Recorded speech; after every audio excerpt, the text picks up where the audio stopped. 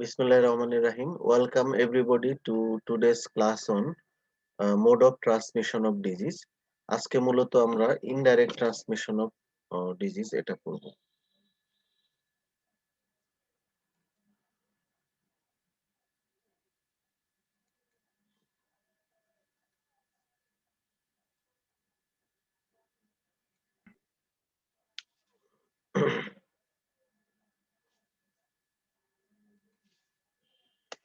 আমরা আগেই জেনেছি যে মোড অফ ট্রান্সমিশন দুই রকমের হয়। একটা হচ্ছে ডাইরেক্ট ট্রান্সমিশন, এর মধ্যে পাঁচটি আছে: ডাইরেক্ট কন্টাক্ট, তারপরে droplet infection, contact with soil, inoculation into skin or mucosa, and transplacental বা ভার্টিক্যাল ট্রান্সমিশন। একইভাবে ইনডাইরেক্ট ট্রান্সমিশনও আছে পাঁচটি: ভেহিকল বর্ন ট্রান্সমিশন, তারপরে ভেক্টর বর্ন ট্রান্সমিশন, এটা আবার দুই রকম, mechanical and biological transmission.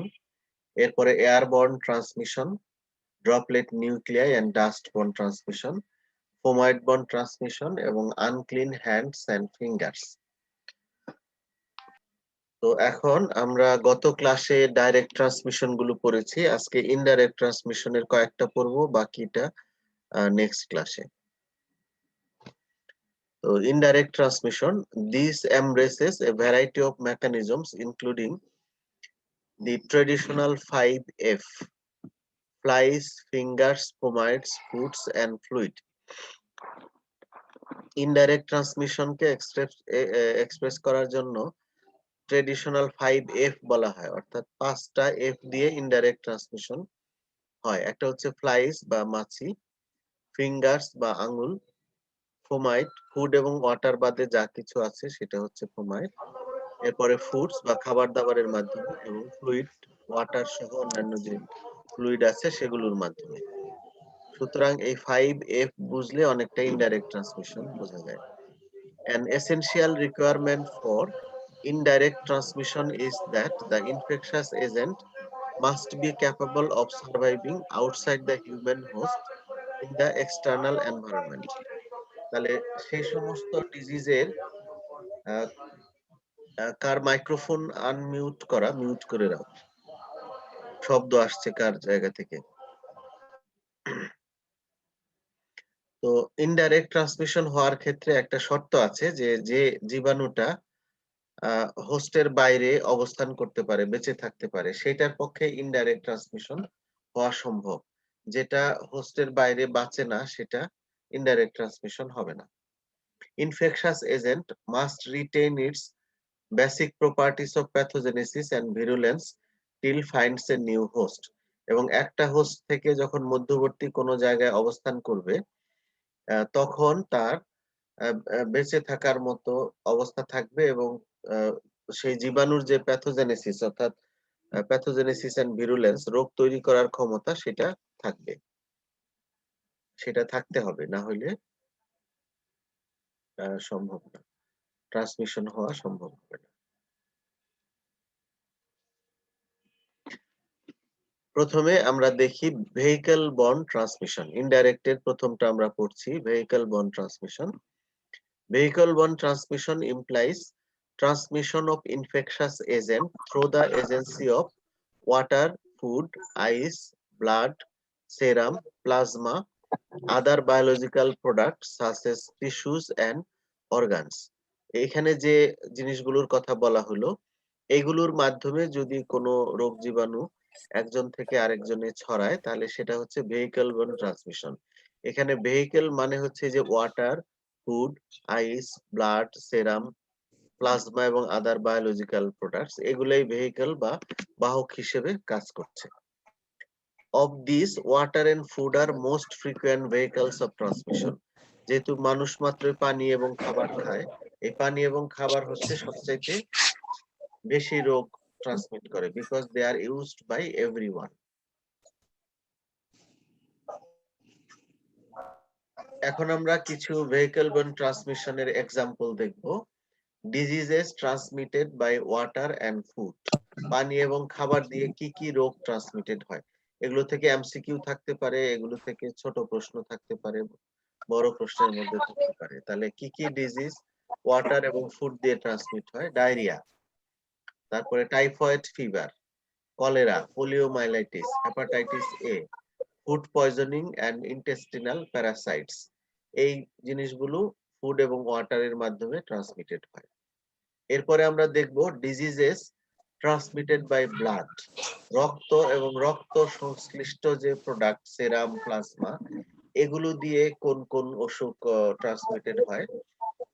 Hepatitis B virus transmitted হয়, ম্যালেরিয়া ট্রান্সমিটেড হয়, সিফিলিস ট্রান্সমিটেড হয়, তারপরে ব্রুসেলোসিস ট্রান্সমিটেড হয়, ট্রাইপেনোজোমস বা চাগাস ডিজিজের জীবাণু ট্রান্সমিটেড হয়, ইনফেকশাস মনোনিউক্লিওসিস এবং সাইটোমেগালো ভাইরাস এই ব্লাড, প্লাজমা বা সেরামের মাধ্যমে ট্রান্সমিটেড হয়। আমরা জানি যে বিভিন্ন প্রয়োজনে একজন মানুষের অর্গান আরেকজনের ক্ষেত্রে প্রতিস্থাপন করা লাগে। বিশেষ করে কিডনি ট্রান্সপ্লান্টেশন হয়, লিভার ট্রান্সপ্লান্টেশন হয়, ব্লাড ট্রান্সফিউশন হয়। এরকম অর্গান ট্রান্সপ্লান্টেশনের মাধ্যমে কিছু রোগ ছড়ায়। যেমন কিডনি ট্রান্সপ্লান্ট করলে সাইটোমেগালো ভাইরাস ট্রান্সমিটেড হয়। ডোনারের যদি সাইটোমেগালো ভাইরাস পজিটিভ থাকে তাহলে যে রিসিপিয়েন্ট, যে কিডনিটা নিবে, তার সাইটোমেগালো ভাইরাস ছড়ানোর আশঙ্কা থাকে। এপিডেমিওলজিক্যাল ফিচার ও ভেহিক্যাল ট্রান্সমিশন। ভেহিক্যাল ট্রান্সমিশনের কতগুলা বৈশিষ্ট্য আছে, যেমন if dose of contamination is heavy, the outbreak may be explosive. Cholera, hepatitis A epidemics. অর্থাৎ কতটা জীবাণু ঢুকলো, যদি জীবাণু বেশি মাত্রায় ঢোকে তাহলে আউটব্রেকটা এক্সপ্লোসিভ, একদম ব্যাপকভাবে হয়। যেমন কলেরা এবং হেপাটাইটিস এর এপিডেমিক মাঝে মধ্যে দেখা যায়। Cases are initially confined to those who are exposed to the contaminated vehicle. যে এক্সপোজ হলো, যে ওই কন্টামিনেটেড খাবারটা খেলো বা পানিটা খেলো, প্রথমে ইনফেকশন তাদের মধ্যেই থাকে। When secondary cases occur, the primary cases may be obscure. তারপরে একজন ভালো হয়, একজন থেকে আরেকজনে ছড়ায়। প্রথম যে হয়, যার অসুখ হয় সে হলো প্রাইমারি কেস, তার থেকে দ্বিতীয় যার হয় সে হলো secondary case. The distance traveled by the infectious agent may be great. Outbreak of food poisoning. যে কতটা দূরে ইনফেকশাস এজেন্ট গিয়ে ইয়ে করবে, সেটা অনেক বেশিও হতে পারে। যেমন কেউ যদি অনেক দূরে ৬০ কিলো দূরে গিয়ে দাওয়াত খেলো, তাহলে তার ইনফেকশাস এজেন্ট ওখান থেকে ঢুকবে। সে আবার এটা তার বাসায় ৬০ কিলো দূরে ফিরে এসে আবার ছড়াবে। তাহলে distance travel by infectious agent may be great. যেমন আউটব্রেক অফ ফুড পয়জনিং।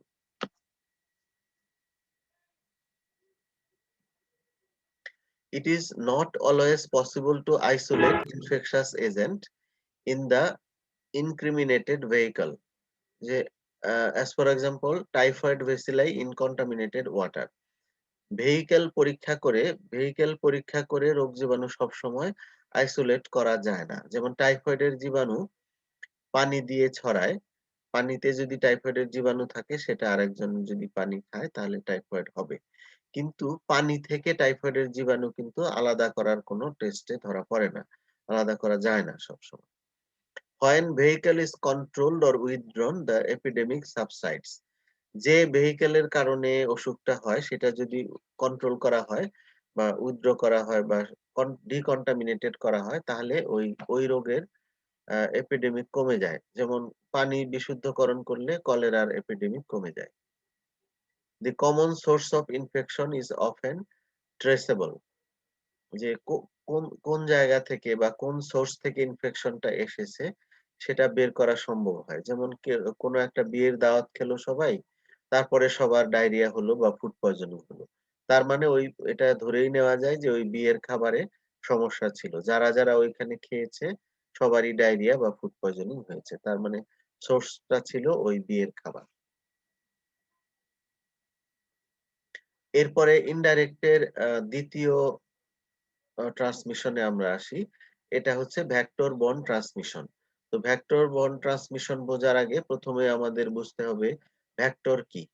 ভেক্টরের ডেফিনিশনটা খেয়াল করো, যে vector is defined as an arthropod or any living carrier that transports an infectious agent to a susceptible individual, as for example mosquitoes, flies, bugs, ticks, mites, snail, etc. তাহলে এগুলো আর্থ্রোপোড বা যে কোনো living career যেটা infectious এজেন্টকে susceptible individual বা যার অসুখ হবে তার কাছে পৌঁছে দেয়, তার কাছে ট্রান্সমিট করে।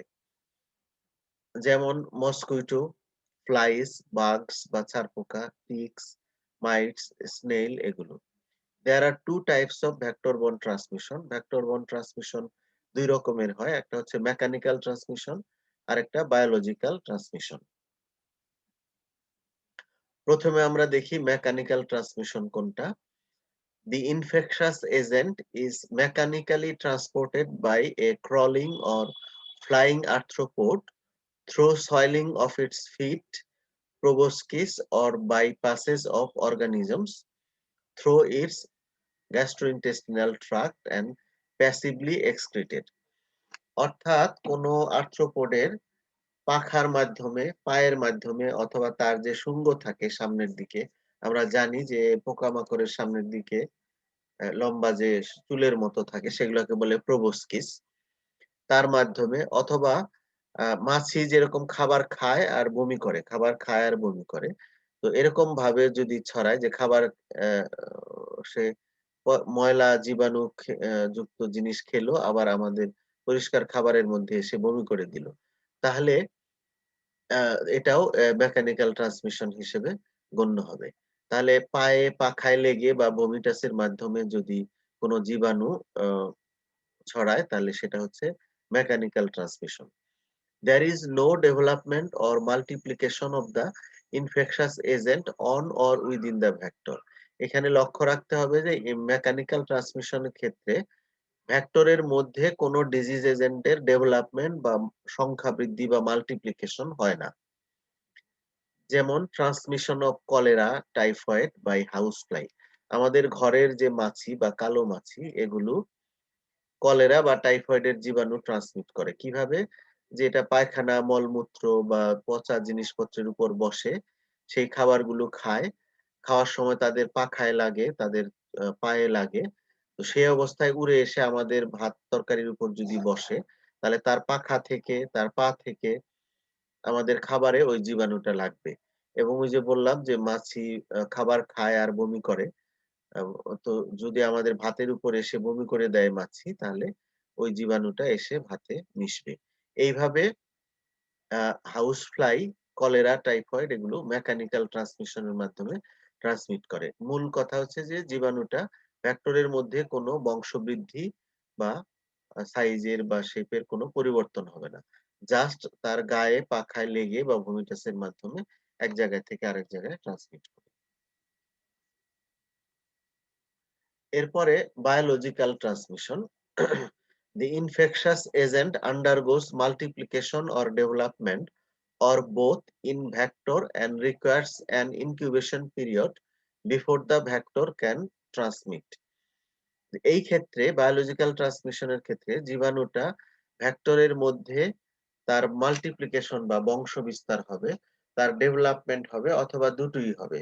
বংশ বিস্তারও হবে, তার ডেভেলপমেন্টও হবে। এবং এই বংশবিস্তার বা ডেভেলপমেন্ট হওয়ার জন্য ভেক্টরের মধ্যে সে কিছু সময় বসবাস করবে বা সময় অতিবাহিত করবে। সেটাকে বলা হয় incubation period, extrinsic incubation period. Biological transmission আবার ৩ রকমের হয়। প্রোপাগেটিভ, যেখানে শুধুমাত্র সংখ্যা বাড়বে, কোনো ডেভেলপমেন্ট হবে না। সাইক্লো প্রোপাগেটিভ, এখানে সংখ্যাও বাড়বে, ডেভেলপমেন্টও হবে। আর সাইক্লো ডেভেলপমেন্টাল, শুধুমাত্র ডেভেলপমেন্ট হবে, কোনো সংখ্যা বাড়বে না। তাহলে বায়োলজিক্যাল ট্রান্সমিশন মনে রাখবে যে ৩ রকমের হয়। প্রোপাগেটিভ, সাইক্লো প্রোপাগেটিভ এবং সাইক্লো ডেভেলপমেন্টাল।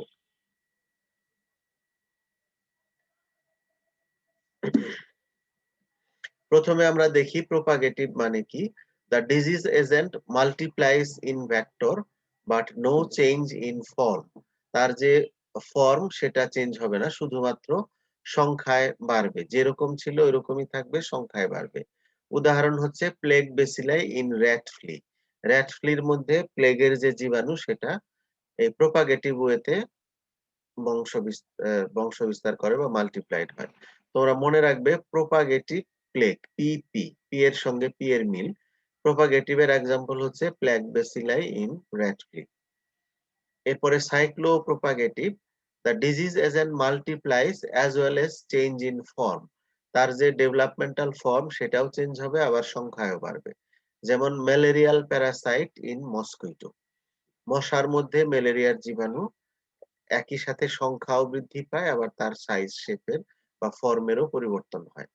তাহলে ম্যালেরিয়ার জীবাণু হচ্ছে এক্সাম্পল অফ সাইক্লোপ্রোপাগেটিভ বায়োলজিক্যাল ট্রান্সমিশন। এরপরে cyclo developmental, the disease agent does not multiply.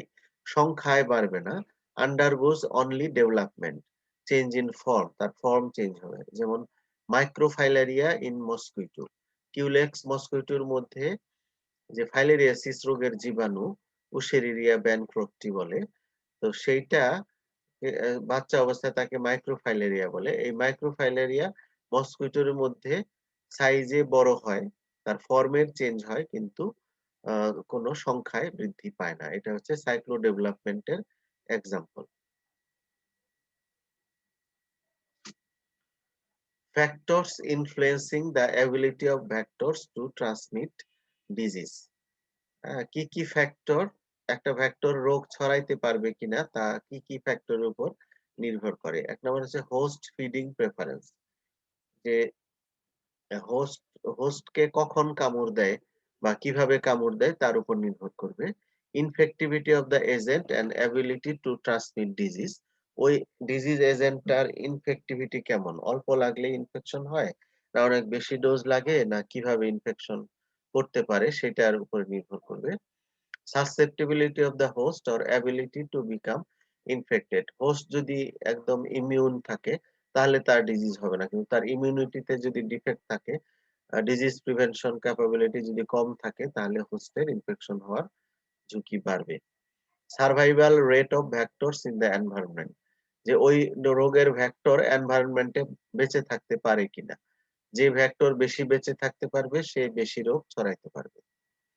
ডোমেস্টিসিটি or degree of association with man, যে ওই ভেক্টর গুলো মানুষের কত কাছাকাছি থাকে। যেমন মাছি, মশা এগুলো আমাদের কাছাকাছি থাকে, কিন্তু অনেক বন্য পোকামাকড় আছে যেটা আমাদের ঘরে আসে না, তাহলে সেটা দিয়ে রোগ আমাদের ছড়াবে না। যেটা ঘরের কাছে থাকে, আমাদের আশেপাশে থাকে, সেটা দিয়ে রোগ বেশি ছড়াবে। সুইটেবল এনভায়রনমেন্টাল ফ্যাক্টর, যে ডিজিজ করার জন্য এনভায়রনমেন্টটা সুইটেবল হতে হবে। তাহলে এই 6টা ফ্যাক্টর মনে রাখবে, যে এই 6টা ফ্যাক্টর ইনফ্লুয়েন্স করে ডিজিজ, একটা ভেক্টর ডিজিজ ট্রান্সমিট করতে পারবে কি না। তো নেক্সট আমাদের ইনডাইরেক্ট ট্রান্সমিশনের যে 5টা ছিল, তার মধ্যে আমরা 2টা পড়লাম, ভেহিকল বর্ন ট্রান্সমিশন এবং ভেক্টর বর্ন ট্রান্সমিশন। এরপরেও আরো 3টা ইনডাইরেক্ট ট্রান্সমিশন বাকি থাকলো, এয়ার বর্ন, ফোমাইট বর্ন এবং আনক্লিন হ্যান্ডস এন্ড ফিঙ্গার্স। এই 3টা আমরা আগামী কালকে পড়বো। তারপরে আমাদের হয়তো মিড টার্মের আগে আর ক্লাস নিব না। তোমাদের মিড টার্মের ডেট কি কনফার্ম হয়েছে? না না স্যার, স্যার। এখনো কিছু হয়নি। এখনো কনফার্ম হয়নি না? আচ্ছা, তাহলে ক্লাস নিতে থাকি, যখন ডেট কনফার্ম হবে তখন আমি বলে দিব যে মিড টার্মে কোন চ্যাপ্টার পর্যন্ত থাকবে, আমরা ক্লাস কন্টিনিউ করতে থাকি। আর এখন যারা সর্বশেষ জয়েন করেছো, কেউ যদি অ্যাটেন্ডেন্স দেওয়ার বাকি থাকো এখন দিয়ে ফেলো, আমি কিন্তু আবার ওই লিংকটা বন্ধ করে দিব, পরে আবার দিতে পারবে না।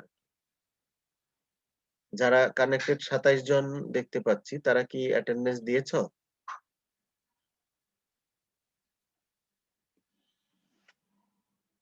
জি জি স্যার। আচ্ছা, তো ঠিক আছে, আজকে তাহলে এখানেই শেষ করছি। কালকে রাতে আবার ক্লাস নিব 9টা থেকে 10টা এরকম কোন টাইমে, আমি লিংক দিয়ে দিব গ্রুপে। Thank you.